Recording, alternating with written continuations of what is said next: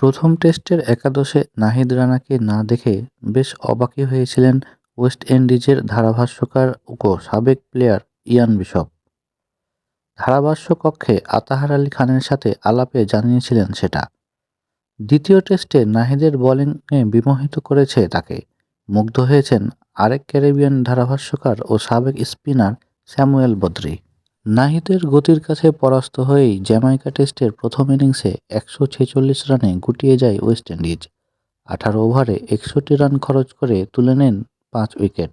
অথচ ক্যারিবিয়ান পেসারদের সামনে বাংলাদেশি ব্যাটারদের সংগ্রাম করাটা নিয়মিত চিত্র বলা যায়। তবে বল হাতে বাংলাদেশও এখন পাল্টা জবাবের জন্য তৈরি বলে মনে করেন ইয়ান বিশপ। সাবেক ক্যারিবিয়ান পেসার সামাজিক যোগাযোগ মাধ্যমে লিখেন, ক্যারিবিয়ান মাটিতে প্রথম আন্তর্জাতিক ম্যাচে নাহিদ রানা একদমই হতাশ করেননি। দীর্ঘ সময় ধরে বাংলাদেশি ব্যাটারদের কঠিন পরিস্থিতিতে ভুগিয়েছে ওয়েস্ট ইন্ডিজ। নাহিদ রানা সেই চিত্র পাল্টে দিয়েছেন।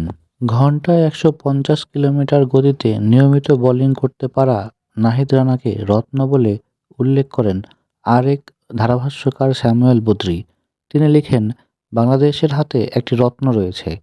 নাহিদ রানাকে নিয়ে প্রথমে অনেক কথা হয়েছিল এবং সে তা প্রমাণ করে দিয়েছে। তার গতি অবিশ্বাস্য, বাংলাদেশের ইতিহাসে দ্রুততম। তবে বলের ওপর তার নিয়ন্ত্রণ সমানভাবে প্রশংসনীয়।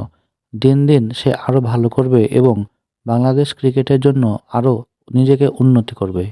বাংলাদেশের হয়ে 22 মার্চ 2024 তারিখে শ্রীলঙ্কার বিপক্ষে নাহিদ রানার টেস্ট অভিষেক হয়।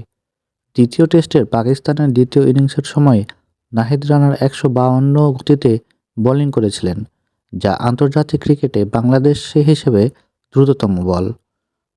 তিনি সেই সিরিজে 140 কিলোমিটার/আওয়ারের উপরে তার 73% ডেলিভারি বোলিং করেছিলেন।